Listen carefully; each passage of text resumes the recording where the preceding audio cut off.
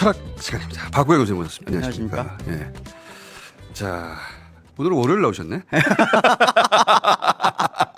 우리 박구영 교수님 시간 될 때 오시거든요. 예. 어떨 땐 수요일 날 목요일 날 되고 이번 주는 월요일 날 시간이 되시나 봐요. 네, 일단 주말에 예. 조금 일단 좀 곤혹스러운 사건들 철학적으로. 철학적으로? 네, 그런 사건들 우리 철학적으로 다뤄야 되니까. 네, 몇 가지 있었는데 네. 사실은 제일 첫 번째 이재명 정부 들어서 나서 네. 철학적으로 봤을 때 뭔가 스텝이 좀 꼬이고 있다라는 느낌을 첫 번째 준 것은 어허. 그 의대생 복귀 문제예요. 네. 의대생 복귀 문제에 관해서 기본적으로 타당성과 타산성이 충돌할 때거든요. 좀 어렵지만 쉽게 이해됐습니까? 아니요. 넘어가려고 그래 들켰어요? 네, 그러니까 지금 의대생 복귀한 학생들한테 네. 특혜를 줘서라도 네. 빨리 말하자면 현장에 복귀할 수 있도록 그래서 네. 의료진의 수급을 맞추는 네. 문제 이건 타산성 문제잖아요. 예. 그런데 그 과정에서 공정성이 훼손될 수가 있잖아요. 그럼 그건 타당성 문제잖아요. 그럼 충돌했을 때 어떤 결정을 할 것이냐. 그렇지. 할 때 대부분은 이제까지는 네. 우리가 정치 지도자는 책임 있는 사람들은 타산성 위주로 판단해야 된다라고 해왔어요. 그렇게 왜 그렇게 해왔냐면 지금까지 지배자들이 항상 그런 논리로 세상을 이끌어 왔거든요. 자, 그런데 이재명 정부는 그럼 조금 어긋나더라도 지금은 꼭 필요하니까 하자. 그런 거지. 그런데 저는 이재명 정부는 그래서는 안 된다고 보는 입장이에요. 그게 무슨 말이냐면 이재명 정부는 그러면 타당성 앞서야 되냐? 그게 아니에요. 타산성과 타당성이 충돌할 때는 누구한테 맡긴다? 집단지성에 맡기라고 하죠. 그렇죠. 까지는. 예. 그러니까 마치 고뇌의 결단을 한 것처럼 정책 책임지는 사람들이 그러면 안 된다는 거예요 지금은. 물어라. 물어라. 왜 그 결정해서 자기들이 마치 내가 다 알아보니까 이것이 그나마 국민을 위해서 이 결정입니다. 이런 식의 시대가 끝났다는 걸 왜 아직도 인지하지 못하는가. 근데 모든 사안을 그럴 수는 없잖아. 그럴 근데 수 없죠. 중요 사안은 중요 사안은 그렇죠. 그렇게 해야 된다. 어떤 사안은 특히 국민의 도덕 감정하고 연결된 것 오케이. 이런 문제고요. 그래서 오늘 하시고자 하는 큰 주제는 거짓말이 큰 주제입니다. 거짓말 요새 거짓말이 큰 주제인데 거짓말 전성 시대지. 그 이전에 잠깐 이런 혹시 어준 씨 이런 질문 해보신 적이 있는지 모르겠어요. 왜 진보 진영이 집권하면 그렇게 부동산을 규제하는데도 부동산의 가격이 올라가는가? 보수는 규제를 계속 푸는데 왜 부동산 가격이 떨어지는가? 이 질문에 대한 답변이 있습니까? 그런 게 반복됐죠. 반복되죠. 네. 그 질문이 답변해보세요. 답변이 있어야 되잖아요. 답변해 보세요 한번. 아니 그 경제학자들한테 그걸 물어봐서 답변을 못하면 저는 제대로 된 경제학자가 아니라고 보거든요. 가장 쉬운 문제인데 네. 돈은 내가 쓰면 사라지나요? 아주 쉬운 말 돈의 철학이라는 게 있거든요. 돈의 철학에서 가장 첫 번째 질문이에요. 나한테 질문하지 말고 돈은 하세요. 내가 돈을 오늘 내가 학생들한테 질문하지 말고 10,000원 가지고 네. 이 펜을 샀어요. 네. 그럼 10,000원은 사라지는 게 아니고 움직이는 거거든요. 그렇지. 다른 쪽으로 간 것이지 네. 이 10,000원이 나한테 사라지는 것이지 시장에 사라지는 건 아니란 말이에요. 네. 자본이란 게. 돈이 도는 거죠. 돈은 돌단 말이에요. 그러면 돈을 정부가 좀 많이 투입하면 이 돈은 전체 시장에 많아지잖아요. 네. 그러면 이 돈을 투입하면 대체적으로 정부가 돈을 많이 투입하는 것이 진보입니까 보수입니까? 간단하거든요. 역사이랑 똑같아요 이것은. 진보가 돈을 저거 많이 2차 세계대전 이후로 모든 나라의 진보는 돈을 시장에 많이 투입합니다. 네. 보수는 돈을 뺍니다. 네. 이런 경향이 있죠. 그건 뭐 성향이 그래요. 네. 설명은 길지만 그러면 돈이 투입되면 어디론가 마지막에는 가거든요. 돈이 제일 좋은 것은 시장 내에서 계속 움직여야 되잖아요. 안 움직이고 어느 쪽으로 몰리면 안 좋은 거잖아요. 그런 관점에서 자, 그러면 이재명 정부가 지금 원하는 게 뭐냐 이거죠. 가장 핵심이. 돈이 그동안 문재인 정부도 노무현 정부도 다 돈 풀었어요. 돈을 풀어서 이 새 정부에 돈을 풀어서 막 좋게 쓰일 걸 바랬어요. 부동산 규제하면 그냥 안 갈 줄 알았어. 그리고 다른 데 갈 데가 없으면 반드시 어디로 간다? 부동산 간다. 하늘에 뒤집어져도. 이재명 정부 지금 돈 풀잖아요. 반드시 어디로 갑니까 이거? 부동산으로 가요. 부동산 값 아무리 규제해도 오릅니다. 막을 수 있는 유일한 방법은 뭐죠?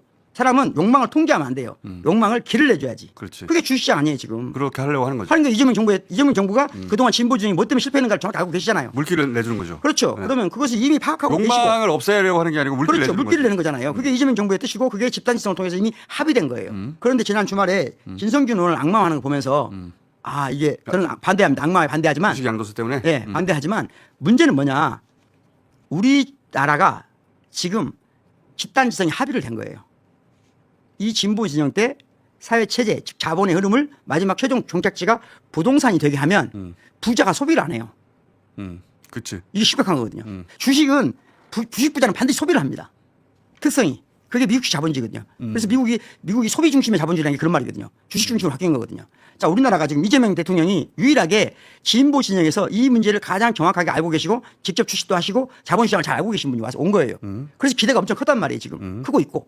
그런데 자본시장을 잘 모르는 분들이 자본시장과 관계를 잘 모르거나 또는 전통적인 방식으로 이해할 수 있다. 즉 욕망을 통제해서 욕망을 규제해서 좋은 나라를 만들 수 있다고 생각하는 이런 관념이 관념이 도덕주의적 관점이 있죠. 아직도 너무 많다. 도덕주의 관점이 너무 많다. 도덕주의적 관점이 있어요. 예, 그래서 이제 그건 제가 전문가는 아니지만 이 정도는 저거 자본시장에 대한 어주 자본시장을 이해해야 돼요. 지금은 주식을 안 했다는 게 자랑의 시대가 끝났어요. 그 주식을 일부러라도 해보라고 하죠, 이제. 그렇죠. 해보라고 해요. 예. 저는 진보 진영이 지금까지 꼭 그런 말 하거든요. 진보적인 정치인이나 이런 분들이 저는 주식을 모릅니다. 저는 주식시장 안 합니다. 이걸 잘하고 생각해요. 그래서 이 나라가 지금 어떻게 되냐 이거. 그거는 마치 저는 투기를 안 했어요. 이런 비슷한 뉘앙스로 스스로 말하는 거거든요. 예. 예. 부동산에 투기가 있어 주식에 무슨 투기가 있습니까? 주식도 투기는 있긴 하지만 주식은 예. 투기가 아니고 지금 김건희와 같이 주식 주가 조작이 있긴 조작이 하지만 있는 거죠. 주가 조작이 있긴 조작은 하지만 예. 자본시장에서는 가장 큰 범죄죠. 엄격하게 통계해야 되죠. 이해했어. 예. 그러니까 예. 오늘 전체적으로 가장 큰 주제는 거짓말이고. 거짓말인데 거짓말은 한마디로 말하자면 지금 그 박근혜 정부 때부터 이명박 정부 때까지 쭉 해보면 그들도 거짓말 해왔어요. 무슨 말이냐면 막 집사라 했지만 부동산값 떨어지고 반대로 우리는 그래왔고 정치인의 말은 사실 이게 거짓말인가 오류인가 하는 문제거든. 첫째는 그 거짓말과 오류를 구분하는 우리의 의식이 필요하고 앞에 하신 얘기는 예. 이재명 정부 내세운 철학과 예. 몇 가지 정책적 결정이 서로 어긋나고 있다, 지금. 어긋나는 것들이 있다. 요거 다시 점검해 봐야 된다는 거 하나. 적용하지 않으면 하고. 지금 현재 그 이재명 정부에 대한 지지도가 약간 트렌드로 떨어질 수가 있다. 그러니까 본인의 정책적 철학에 맞게 그 감당하신 분들은 좀 같이 공부를 했으면 좋겠다는 거예요. 오케이. 예, 첫 번째 그리고? 그렇고 그래서 거짓말 차원에서 거짓말이라고 하는 이 이재명 정부 이전의 보수 정권 특히 윤석열, 김건희가 그야말로 거짓말에 화신이잖아. 맞아. 처음부터까지 다 거짓말이에요. 눈만 깜빡해도 거짓말이었다. 눈만 깜빡해도 거짓말. 모든 정치적 위기를 다 거짓말로 돌파하려고 그래. 예. 그런데 이게 이 집안은 거짓말과 오류가 섞여가지고 어디까지가 거짓말이고 어디까지가 오류인지를 알 수가 없네.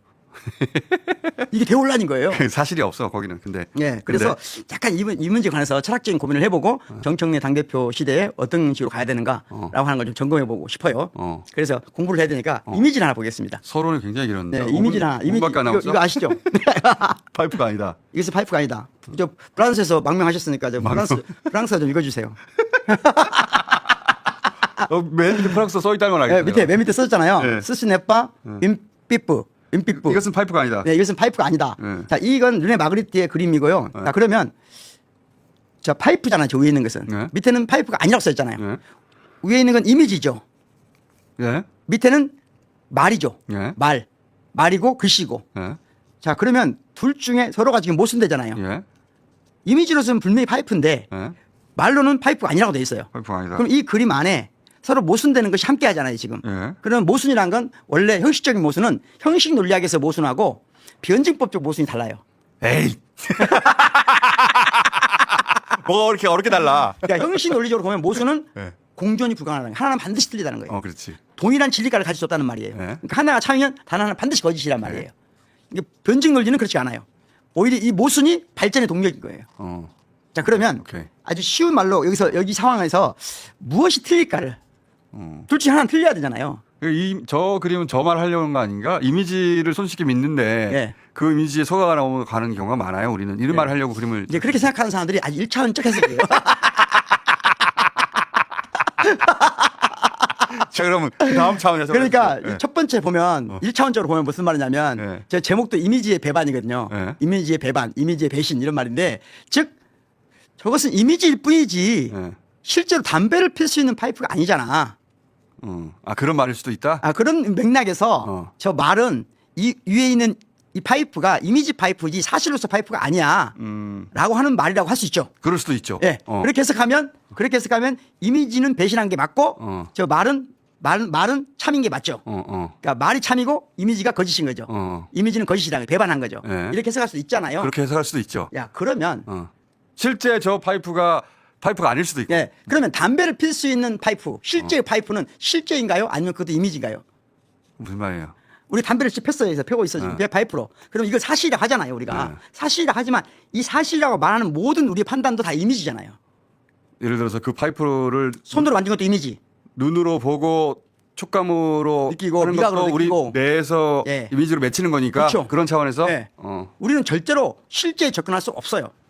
하여튼 이거 언 철학이야 이거 어느 나라 무슨 철학이 이런 거를 아니 그러니까 이게 현대 네. 철학이에요. 현대 이걸 철학. 이해를 해야 돼. 갈래가 뭐예요, 이게? 이게 왜 그러냐면 한마디로 말하면 우리는 지금 사실의 시대에 살고 있다고 생각하지만 이미지의 시대에 살고 있고 그 이미지 시대라고 하는 것은 다른 말로 하면 다른 말하면 사실이라고 하는 이미지가 있는 거지.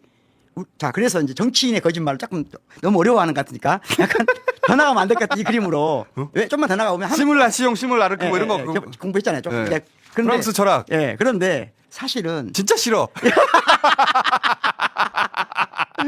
진짜 싫다고. 예. 아, 참네. 이것은 파이프가 아니다 할 때 파이프는 말이잖아요, 말. 예. 말은 틀릴 수 있나 없나? 말도 틀릴 수는 있죠. 말을 틀릴 수 있나요? 예. 자, 그러면 인류가 오랫동안 말하는 자가 있고 말 듣는 자가 따로 나눠져 있었어요. 예. 흔한 말들은 말하는 자를 주권자라고 그래요. 예. 말하는 자가 주권자예요. 오케이. 말을 듣는 자는 피지배자고 말하는 자는 지배자. 오케이. 말 듣는 자는 피지배자. 주인이 말하고 노예가 그래서 듣고. 사람들은 남의 말 듣는 걸 싫어하는 거예요. 오케이. 어주씨 남의 말 하나 듣는 거 싫어하잖아. 안 들려. 싫어하는 게 아니고. 그건 인류가 가지고 있는 본원적 속성이 왜 너무나 오랫동안 말하는 자가 권력자거든. 오케이. 그러니까 말 듣는 자가 된다는 건 싫어해요. 그러면 아주 오랫동안 말이 거짓일 수 있다는 생각을 못했어요. 그래요? 그렇죠. 거짓말이라는 게 생각을 못했어요. 왜? 왕이 말을 해. 왕이 거짓 이건 말을 하는 사람들이 네. 기본적으로 권력자였고 권력은 의심하지 않았기 때문에 그렇죠. 의심할 수 없었기 때문에 그렇죠. 그건 권력자를 그러니까 신령 오케이. 오류가 있다 하더라도 오케이. 오류가 있다 하더라도 우리가 오류와 말할 거짓말은 수 없었어. 다르잖아요. 오케이. 오류가 있을지언정 거짓은 없어요. 오케이. 그러니까 거짓말이라고 하는 이 말이 생겨난 게 뭐냐면 현대예요. 오케이. 말은 거짓이 없어. 그러면 언제부터 우리는 거짓말이라고 하는 것을 굉장히 나쁜 말로 나쁜 것으로 행해 왔을까? 이건 과학적 사고가 생겨나면서부터예요. 박주세요. 과학이. 어디로 가려고 그러는 거예요? 아, 그러니까 너무 사방팔방 너무 어려워 이거. 모아주세요. 모아주세요. 아무튼 자 거짓말이 예? 오랫동안 정치인들에게는 거짓말이 수단이었어요. 통치의 수단이었어. 오케이. 근데 오늘날은 이렇게 그것을 연결하니까 이해가 되네. 네. 그러면 자, 과거에는 이렇게 말을 한다는 것은 권력을 의미했고 그렇죠. 그리고 그 권력을 의심하는 것 자체가 예. 불경하거나 그렇죠. 위험했기 때문에 그렇죠. 자기가 죽을 수도 있어. 그래서 거짓말이라고 말을 못했어. 그렇죠. 그리고 근대 와서는 이제 권력자들을 향해서 거짓말이라고 말하기 시작했어. 시작했어. 오케이. 그런데 그러면 정치는 기본적으로 도덕이 아니라고 했잖아요. 정치는 기본적으로 거짓을 섞어요. 항상. 거짓을 수단으로 써왔다. 왔어요. 오케이. 지금도 마찬가지예요. 지금도 이게 마찬가지인데. 거짓이 반드시 나쁘다고 할 수 없어요. 정치에서는. 네. 그러니까 도덕이 아니니까. 자기 목적을 달성하기 위해서. 그렇죠. 오케이. 정치라고 하는 것은 그런 거다 이거죠. 그런데 그러면 그 정치인을 규제하는 거짓말을 할 때 규제할 수 있는 범위를 정하는 게 뭐냐? 법이거든요. 오케이. 그리고 법을 집행하는 자. 즉 검찰이 거짓말을 용인할 범위가 명확해야 되거든요. 근데 그것이 무너지면 나라가 무너진다 이 말이에요. 그러니까 우리는 윤석열, 김건희의 거짓말보다 더 위험한 게 뭐냐? 그것을 용인해왔던 사법, 검찰을 더 분명하게 지금 심판해야 된다는 거예요. 이야기 글로 연결되는구나. 네. 그러니까 그래서 뭐냐? 정청래 신 당대표가 네. 가장 중시하고 있는 몇 가지 것들이 있는데 네. 첫 번째 언론개혁, 그다음에 검찰 사법개혁이에요. 네. 이것은 지금 특검보다 더 중요하다고 봐야 돼요. 장기적으로 보면. 특검만큼 중요하다고 할게요. 본질적인 거죠. 본질적인 거니까. 네. 왜냐하면 우리나라 지금 검찰과 사법기관이 지금 이 괴물들을 만들어 온 거거든요. 맞아요. 이 괴물들의 네. 자양분을 제공한 건 검찰과 사법기관이에요. 김건희 씨가 여기까지 살아남은 것은 네. 그리고 대통령 부인까지 된 것은 그 가장 핵심 코어는 검찰이에요. 검찰. 그렇죠. 그들 가족의 행위 전반에 있어서 검찰의 힘이 없었다면 절대 살아남지 못하고 진작에 다 때려잡혔어요. 네. 그리고 이제 그래서 저는 사실 이제 그 이번에 당대표 선거 오늘 그거 원래 좀 해석하려고 아침에 다 하시더라고. 다 하진 않았는데 몇 마디 꺼내긴 했는데. 네. 했는데 네. 그러면 지금의 시대는 네. 정치 영역에서 이번 당대표 선거에서 가장 결정적인 것은 자, 이미지하고 아까 이미지하고 네. 말이 있단 말이에요. 네. 그러면 당대표 선거 같이 큰 대형 선거가 터지면은 말로 이미지를 뭔가 훼손하려고 해요. 이미지가 이미 정청래 박찬대 이미지가 어느 정도 굳어져 있단 말이에요. 두 사람 다 나름의 이미지가 있죠. 나름의 이미지가 있어요. 그러면 그 이미지의 장점을 살리는 방식으로 해야 되는데 네. 상대의 이미지 훼손을 가하는 말을 막 해요. 그런 이것은 말들- 파이프가 아닙니다. 이것은 파이프가 아닙니다. 이렇게 그런 말들이 나오죠. 예. 네. 그런데 결코 이것은 파이프가 아니다는 이 말도 말이 아니라 정치적인 수사거든요. 사람들은 다 안다 이제. 그거 다 알아보죠. 다 알아봐요. 못 알아보는 사람도 없는 것은 아니나 예. 큰 흐름은 그걸 알아보고 예. 그 분리해내죠. 그러니까 결정적으로 네. 이번 그걸 분리 못해내는 것은 오히려 정치인들이에요. 그렇죠. 그래서 예. 지금 이번 선거에서 가장 큰 특징은 대의원 선거하고 당원이나 국민 선거하고 완전히 분리했다는 거죠. 분리했다는 거죠. 예. 대의원 선거는 조금 박찬대 후보가 이겼잖아요. 조금. 아주 그런데 조금. 예. 당원이나 또는 국민은 거의 더블 스코어예요. 그렇게 됐죠. 그럼 여기에 나는 위험론이 있다고 보는 거예요. 거기서 그 지금 현대 정치인들은 다 복귀해봐야 되는 시사점이 있어요 여기에. 그러니까 여기 시사점도 있다고 보시. 그건 이제 어준 씨가 네. 좀 뭔가 가르쳐야 된다는 생각하니까 그러고 저는 그냥 평론가 입장에 보면 평가하는 입장에 보면 위험하다고 보는 거예요. 위험성이 있죠. 예, 있죠. 지금 더불어민주당의 주요 정치인이나 지금까지 더불어민주당을 핵심 요직에 있었던 또는 중요한 역할을 해왔던 분들이 역주행할 위험성이 있다는 거예요. 그게 저도 그 위험성을 인지하는데 그 대중들의 그 감각 있잖아요. 그 감각과 가장 일치한 주파수를 가졌던 정치인이 이재명 대표였어요. 그렇죠. 이재명 대표가 왜 그렇게까지 지지율이 높은지 많은 정치인들은 잘 이해를 못했거든요. 그러니까. 네. 그 이유가 그 주파수를 정확하게 읽었기 때문이에요. 네. 근데 지금 많은 정치인들이 많은 국회의원들이 박찬대 의원 지지선을 했잖아요. 여러 가지 이유가 있을 거예요. 네. 그런데 이걸 못 읽는 거예요, 지금. 정청래 의원은 그걸 아주 잘 읽는 편에 속했어요. 네. 잘 읽는 편에 속했고 그리고 그 읽은 대로 이번 경선을 치렀고 박찬대 의원 캠프는 그걸 못 읽은 채로 이 경선을 치렀어요. 네. 그래서 이 결과가 그렇게 차이가 나는 거거든요. 그러니까 얼마나 갭이 생겼고 무엇을 못 읽었는지 복귀를 해야 되는데 네. 못하면은 위험한 거죠. 그렇죠. 네. 그리고 이건 지속적으로 위험요인이기 때문에 저는 이 위험요인을 극복하는 방법은 뭐냐 하면 지금 민주당의 당원 교육을 한다 할 때 예를 들자면 시민들을 당원 교육을 한다고 생각하는 발상을 버려야 돼요. 거꾸로 해야 돼요. 거꾸로 해야 돼. 국회의원들을 그렇지. 고용시켜야 돼요. 지금 국회의원하고 지금 네. 대의원들을 교육해야지. 네. 예? 그래서 이 발상이 그래서 아주 쉬운 말하면 제가 지난번부터 계속 그랬잖아요. 큰 방향과 큰 결정을 한 것은 대중을 믿어라. 집단지성을 믿어라. 그리고 그것에 대해서 구체적 가는 길을 정하는 것은 전문가한테 하자. 그것을 미국의 사법기관이 정확히 보여주고 있거든요.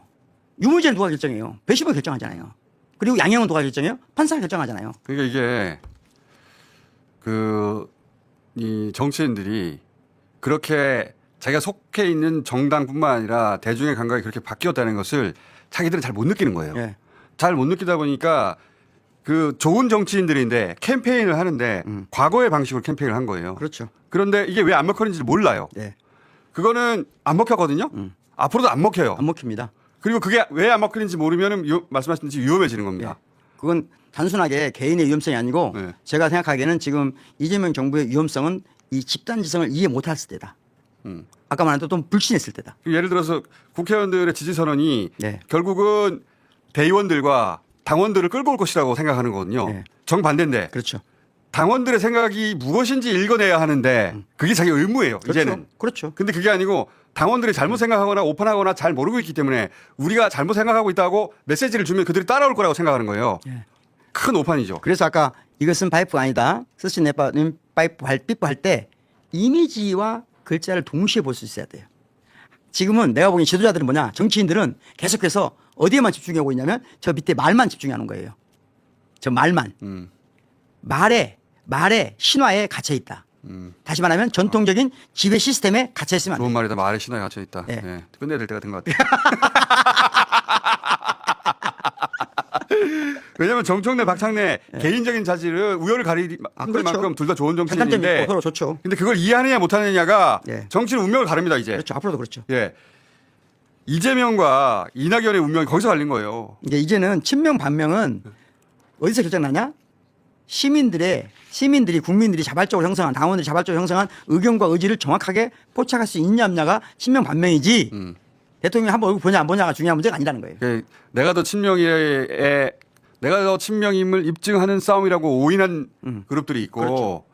그렇지 않은 캠페인이 있었던 거예요. 네. 정청래 의원 캠페인 뭐 했어요? 사실 캠페인 한 거 없어요. 그 캠페인 한 거 없이 그 흐름에 그냥 몸을 맡긴 거예요. 정청래 의원은 네. 이번 대표 선거를 하면서 신세진 사람이 없어. 캠페인 한 게 뭐 있냐고. 캠페인을 못했으니까 조직선거를 못했으니까. 그러니까. 그렇다고 어딘가에 후원을 받은 것도 아니에요. 어딘가에 지지를 받은 것도 아니고 특별한. 그렇죠. 뉴스공장에서 정청래 의원을 칭찬을 했어요. 아니면 딴 데서 어디서 막 해줬어요. 정청래 의원은 그냥 혼자 한 거예요. 혼자. 그리고 그게 진보지 진영 유튜브들은 다 5대5 했어요. 똑같이. 그 마이너한 현장 거기는 제외하고. 있었는데 anyway 중요한 거는 뭐냐면 그 흐름 타고 가는 것과 그 흐름이 잘못되다고 생각해서 그걸 전통의 방식으로 뒤집어 보려고 하는 노력들이 있었는데 근데 그거 보면서 굉장히 코치해주고 싶었거든. 그렇게 하면 안 된다고. 코치하면 안 되잖아. 그렇지. 다 끝나서 하는 얘기예요. 네. 다 끝나서. 둘 다 캠프가 없었잖아요. 예. 나중에는 거의 비슷해졌을 겁니다. 지지율이. 그렇죠. 둘다 캠프가 없어요. 말의 신화에서 음. 갇혀 있었기 때문에 생겨난 저는 반드시 보통 민주당에 박찬대 정청래가 붙으면 51대 49로 끝나야 되거든요. 그게 정상이에요. 그게 정상이에요. 그게 그렇게 됐을 거예요. 됐을 거라고 봐요 저도. 근데 예. 중간에 뭔가 심각한 오판이 있던 거죠. 오판이 있었다. 예, 그 판단 착오가 무엇인지 잘 이해해야 근데 정치인들이. 이 문제가 예. 단순히 여기서 끝나는 게 아니고 아까 말씀드린 대로 지금 주시장 관련된 문제라든가 예. 또 의대생 문제라든가 다 연관돼 있다. 정치인이 국회의원이 혼자 고뇌해서 혼자 다 옛날의 논리로 판단하고 그걸 전파할 수 있다는 생각을 버려야 된다. 그렇게 하면 큰 패착을 한다. 그러니까 이거는 이 박찬대 의원 개인의 문제가 아니라 네. 거기에 뭐 꽤 많은 수의 의원들이 같이 참여해서 다 훌륭하신 분들이죠. 비슷한 맥락의 그 캠페인을 했기 때문에 그 개개인들의 자질과 별개로 무엇을 놓쳤는지 정치인들 그거는 현대 정치인들 예. 대한민국 정치를 하려면은 다 복귀해 봐야 되는 그렇죠. 상황이에요. 그런 일이 벌어진 거예요. 그렇죠. 왜 이렇게 큰 차이가 벌어졌는지. 그 차이만큼 뭐가 중요하냐? 대의원 투표하고 왜 당원 투표하고 이렇게 갈렸는가? 크게 갈렸는가. 크게 갈렸는가? 크게 갈렸죠. 그걸 정확히 이해해야죠. 그렇죠. 예. 그걸 이해하지 못하면 앞으로 정치하기 힘들어요. 예. 그리고 이제 정청래 대표가 대의원 투표에 가중치 주는 거 없애겠다고 했잖아요. 그건 뭐 거기서 알아서 할 일인데. 그런데 이제 점점 예. 시대는 방향이 명확하다는 거예요. 저희가. 그렇지. 방향이. 그 방향, 그 정확한 방향을 파악한 사람이 이재명 대통령이라니까요. 그렇죠. 이재명 대통령이 이걸 언제 깨달았냐? 2016년에 깨달았어. 2017년에 송가혁. 본인의 손가락을 스스로 해체하면서. 네. 자, 여기까지 해놓고 또 내일 또 나오실 테니까 네. 돌아가 주세요. 예. 안녕. 안녕.